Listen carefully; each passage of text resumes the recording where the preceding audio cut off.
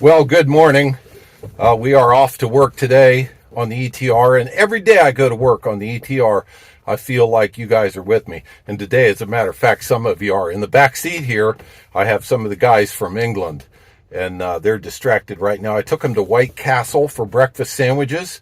They were quite encouraged that the sandwiches had American bacon, not Canadian bacon, American bacon, which they call rashers.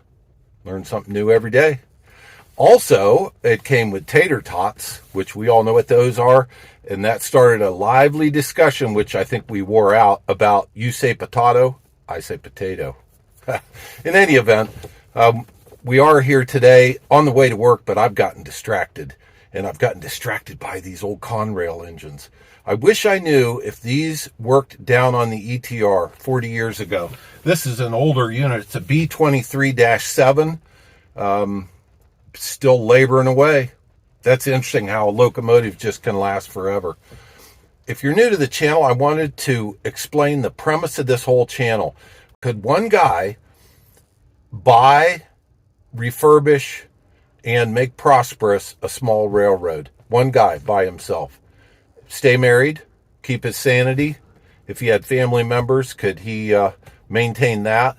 And so I raised my hand. I said, I'll try it. So that's the story of the East Terminal Railway. And the East Terminal Railway Nation, all you guys, are the supporting crew. And you know, the great American president, John Kennedy, once said, "It will not be one man going to the moon. It will be the entire nation." And that's kind of the vision here. There is no Patreon. I don't ask you to endure some of the stuff I have, but you're sure welcome to be part of the ETR Nation.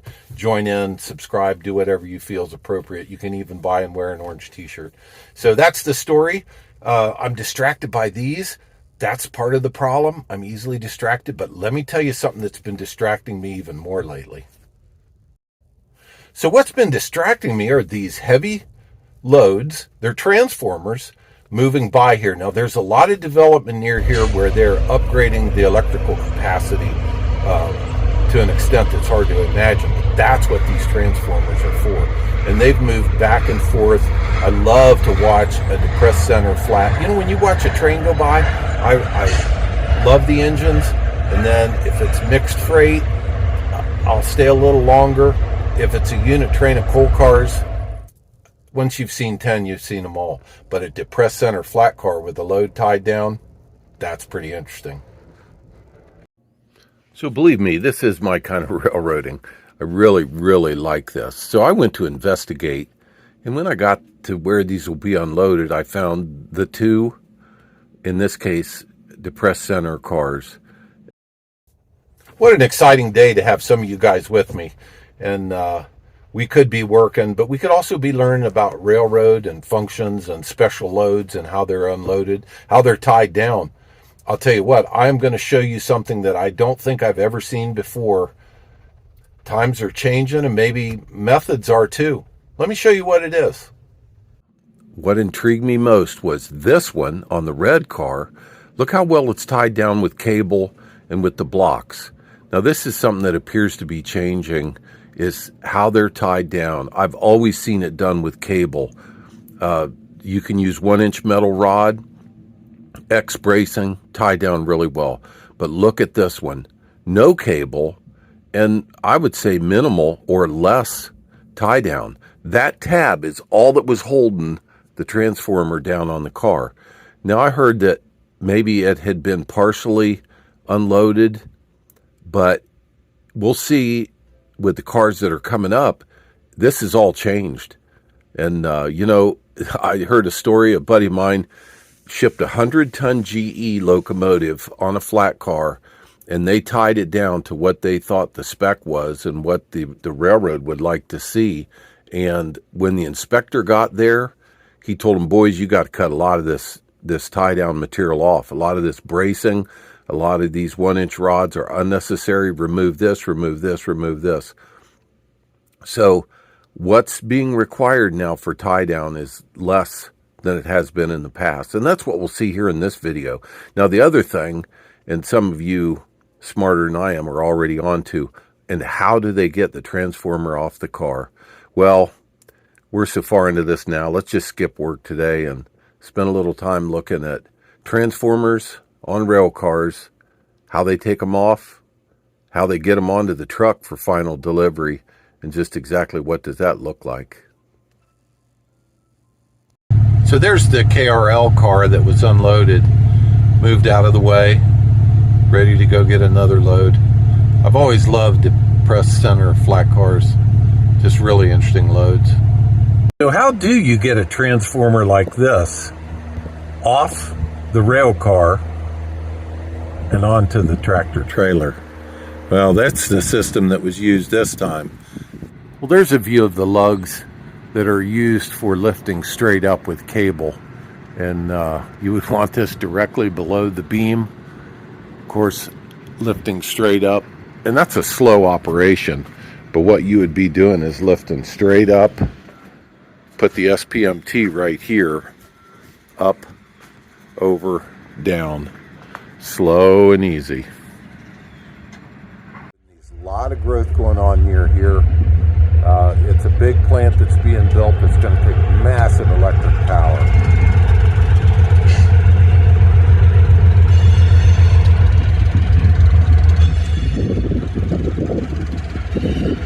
Does it take 2 locomotives to move that load? No.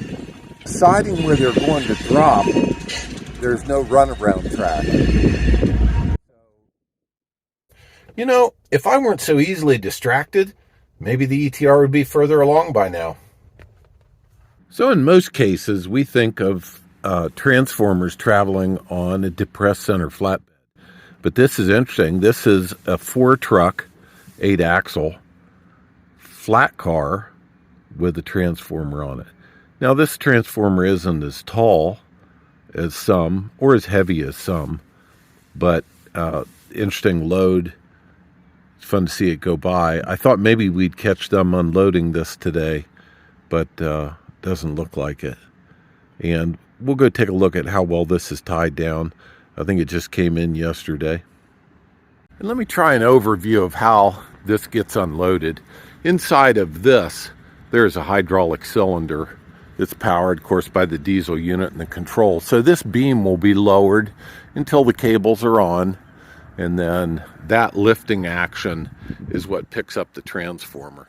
These are adjustable and movable via hydraulics. So they'll get them centered, lift by extending these cylinders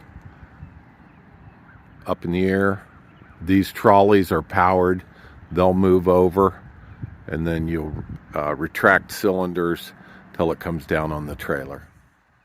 So something that I have talked about and that I need to be corrected on is how minimally they're tying these down now.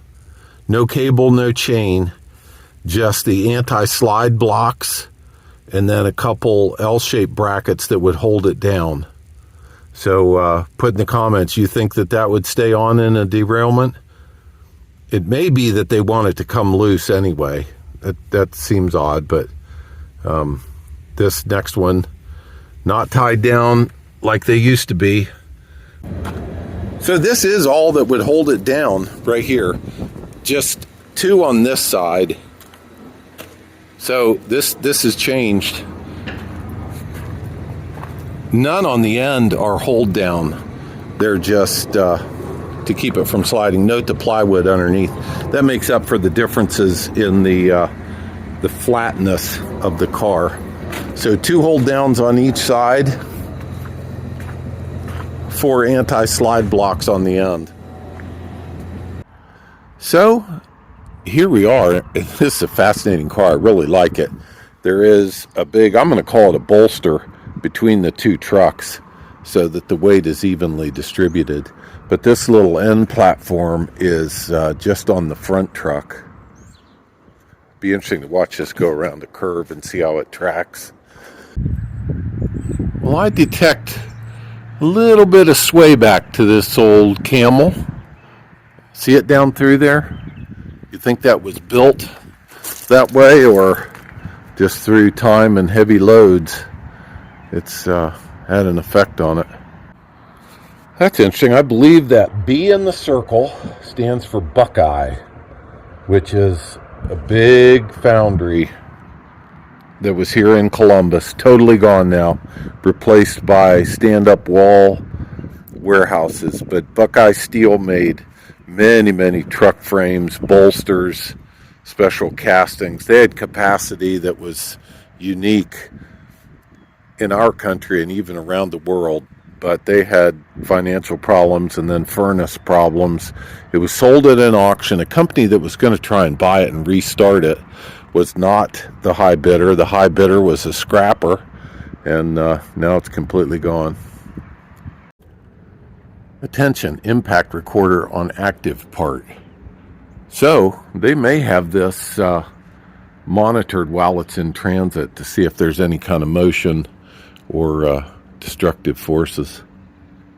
Well, this little device here might be the impact recorder and locator. I mean, if you've got to load this valuable, you're going to want to know where it's at, although it would be hard to lose. But you know what? The railroads might be able to do it. Well, thanks, guys, for joining me. This morning, we may get to see this transformer lifted off the 4-truck flat, not depressed center flat, just flat, onto the tractor trailer. And Edwards is here. That's a different company. So these guys work together, cover for each other, split contracts. I don't know how all that works, but looks like Edwards is going to be hauling it.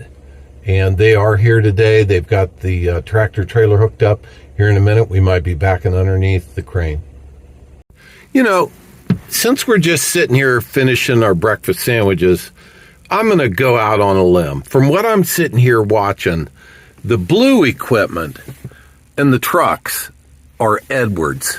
Edwards, I think, has the contract to move this transformer, which means that I don't think they're going to use the big PSC beam, the overhead crane. I think they're going to jack and slide. These little pieces right here on the ground, and I say little because everything else here is huge, those will be put underneath the transformer when it's jacked up. Then you slide the transformer on those beams onto the trailer. Then you jack the transformer up again, pull the beams out, lower the transformer down onto the trailer. So I think they're going to pull a switcheroo on us. It's still fascinating. Look up YouTube Jack and Slide, not Jack and Jill, Jack and Slide, which is where you jack it up, put it on a beam, reduce the friction, push it over. And that's how we've re-railed many rail cars. It's actually a jack and slide system.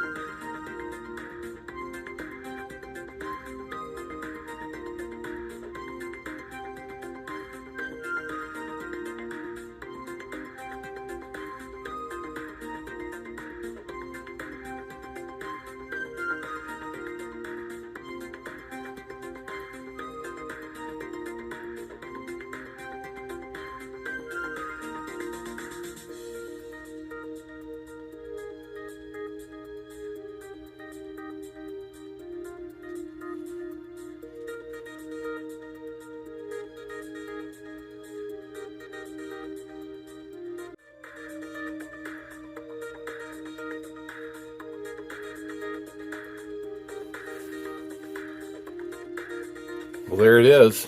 That's the hydraulics doing the work of pushing. It's reduced friction. Many tons can just be slid down the track that way because of lubrication and material. The hydraulic cylinders reset, giving you another bite. Make sure you've done a great job cribbing, but now it's off the trailer and almost to the resting spot.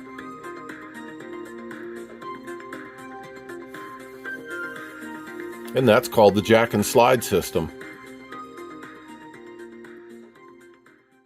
So when I say jack and slide, there it is. There are the jacks.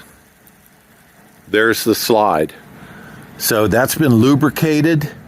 What they're going to do now is lift up one more time, pull out the jack and the shims. The weight will be totally on the slide. There'll be slide extended over onto the SPMT, and they'll push this right over onto the trailer. Look at that. Look how heavy that material is in this car. That section right there, that's 4-inch thick plate. Narrows down to 3 there. It looks like it goes down to 2. But massive weight, massive strength. You know, wood comes into play a lot in this. I saw them shimming with plywood. There's a piece of plywood right there. You shim up, you get everything as level and as straight as you can.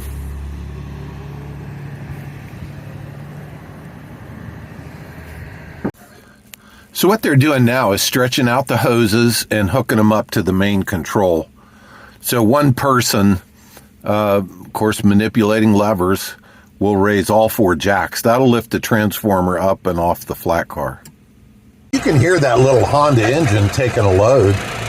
It's hard to believe a 2-cylinder Honda engine could lift that transformer, but that's the power of hydraulics. So the transformer's up in the air. They've shimmed it up. Next, we're going to go underneath it with slide components. That's interesting. I just saw them spraying lubricant. So a hydraulic cylinder is going to push hard enough on that transformer to slide it along those beams. And a key part of that is lubricant. I've seen Dawn dish soap used, silicone spray. But yeah, you definitely need to lubricate the ways. So this is pretty cool. It's kind of a game of inches. And you know, today we've got a tank car over here in the way. We've got the crane in the way that won't be used on this evolution. So this is very, very tight working space.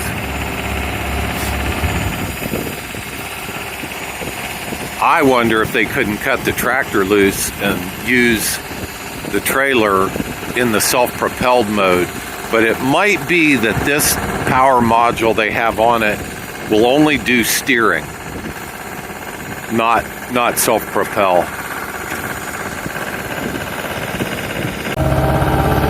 Can you hear the Ohio Central in the background?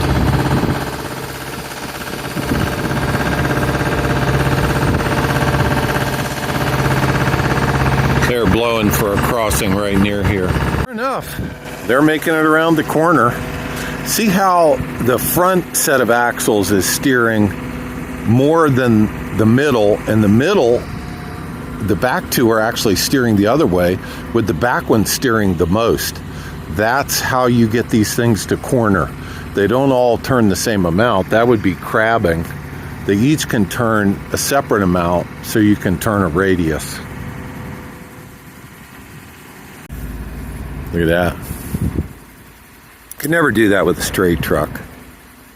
And now you can clearly see where they're going to back into.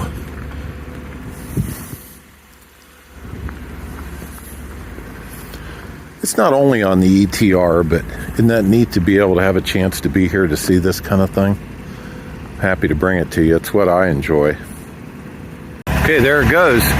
Trailer squatting down. Measuring how far over for the beams. This will go pretty quick now. Okay, trailer's down. Isn't that handy? Of course, to get over obstacles, to lower it for a bridge, all kind of ways that up and down motion comes in. So there goes one of the beams, one of 2 beams that are the slide and the jacket slide. So they're going to be on the trailer. You're asking, Brian, why are you still in the car? Because it's cold out there. I'm not used to it yet. Later in the winter, this won't be cold.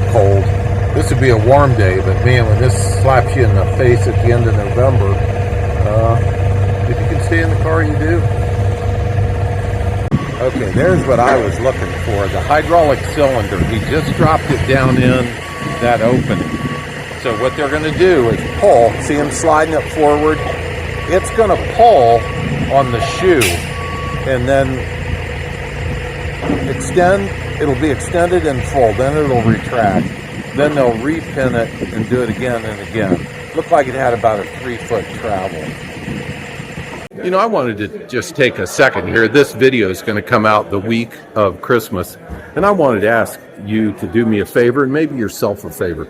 Consider if the Christmas story could be the absolute truth. Could we be separated from the Creator by corruption? You see corruption everywhere. Could it be that that's what separates us from the Creator?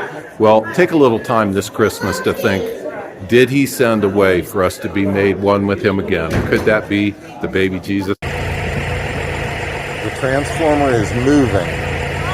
That's the jack and slide system. Very slow, very quiet, but moves steadily down that rail. Pick a spot to compare, like this plywood with the corner of that orange right there, and you'll be able to watch it moving.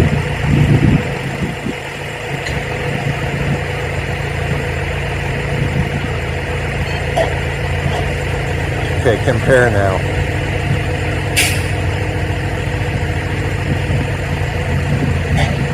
This is where blocking up the rail car comes in. Had they not done that now, the car would be tilting this direction because of the additional weight.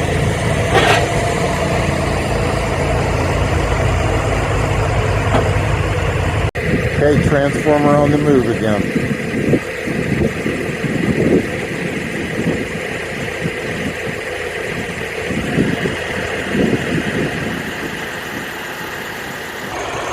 Okay, there we go. Compare the transformer to the end of that tank car, and you'll see the movement.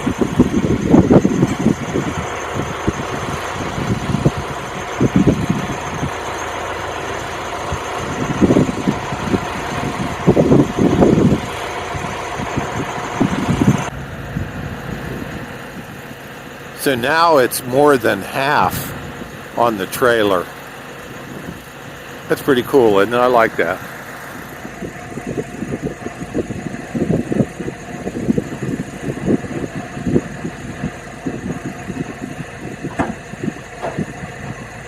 You can tell when the load lets off of the pump. So this is the point where the cylinders extend, lock into their new pull point for another 1.5 foot or so move.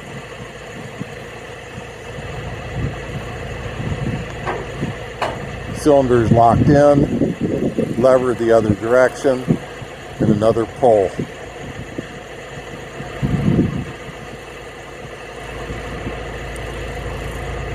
For those of you that model, this would be a really neat setup on your layout. Transformer's completely off the rail car, about 3/4 of the way onto the trailer.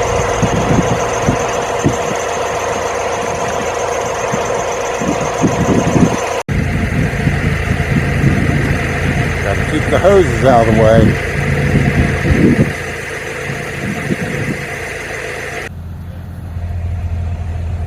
Well, the transformer right now is on its last move. It'll be in the center of that trailer.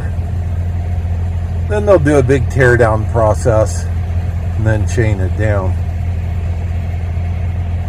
Okay, mission accomplished. I would say it took about an hour to move it over. That's all. I hope you enjoyed it. There might be a little bit of wrap-up details, but that's the process. So today is the big day. We've got the Escort, which has these tall poles up. The Ohio Highway Patrol just pulled in. Big trucks running. You know, their permit might start at, say, 9 o'clock. They give it a chance to get all the traffic off the road and then get ready to roll. So we're all assembled. AEP's here. Let's see how soon this thing will get started. Well, ETR Nation, it's a fun day to hang out with you. And what we're getting to see here is the big procession starting. So there, the first vehicle, of course, has got the poles. That tells them if we're too high. Here's utilities. They're going to move stuff out of the way. This is a company representative. I see blue lights. That's Highway Patrol. The third car just raced in here a minute ago, so I knew we were getting close. Okay, I see the big Kenworth starting to move. It is a beautiful day to do this. It's 33 degrees, 0% chance of rain. And, one advantage of doing this when it's warm, the blacktop is harder. I think it's called bitumen in Australia, but it stays harder, and so a heavy load is not as hard on the blacktop when the blacktop is cold and hard.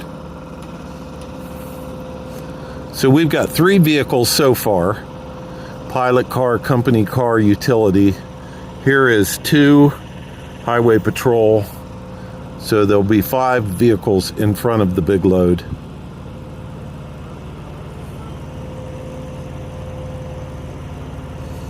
What kind of truck it takes and how it gets to the final destination.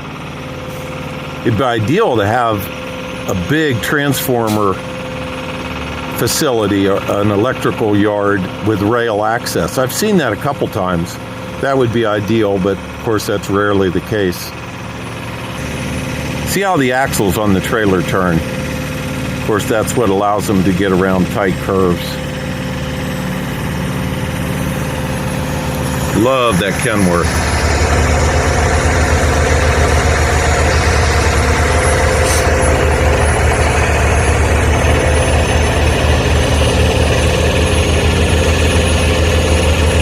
Some of these trailers with a seat where once they get up to speed, the guy can hop on and steer while sitting in the seat.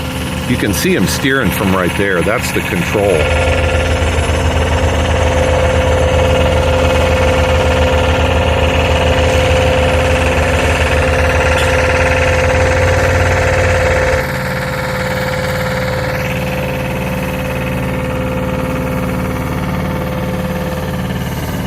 That looks like a Deutz diesel, air-cooled.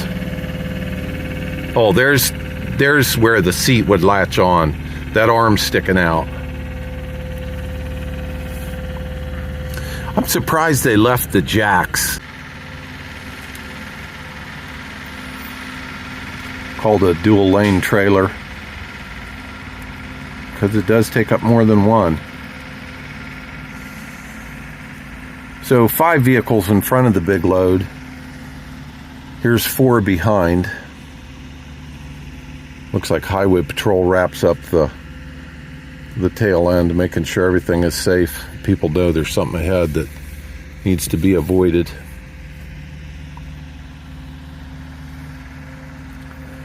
We're not going to go all the way with them. I've got other things to do today, and my goal in life is to be part of the solution, not part of the problem. They don't need somebody bird dogging them and getting in the way. So we'll watch the procession from here. When they go out on the state route, we'll catch just a touch of that. And then that'll be the end of this story.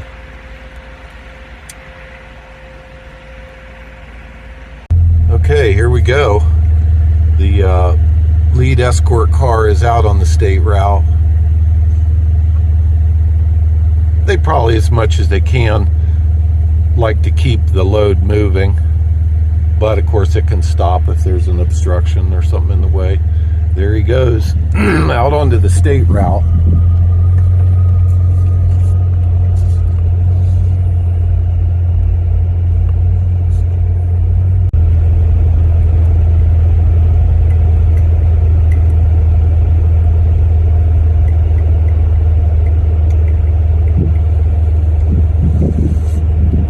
Those wires you see, they're on the other side of the road, but it gives you an idea of the height and the issues that you have with overhead obstructions.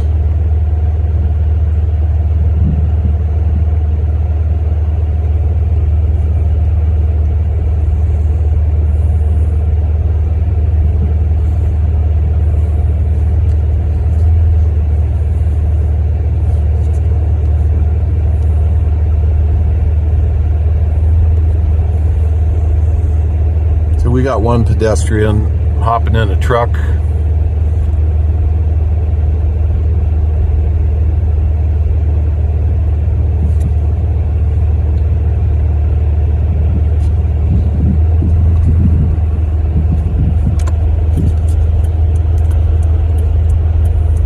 I think once you get the axle straightened out and you know you got a long run, that's when you hop in the pickup truck. That way the truck can get up some speed.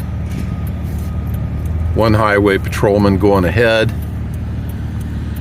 He's got traffic stopped up there. That's how it's done. Pretty neat. Nice to have you guys with me.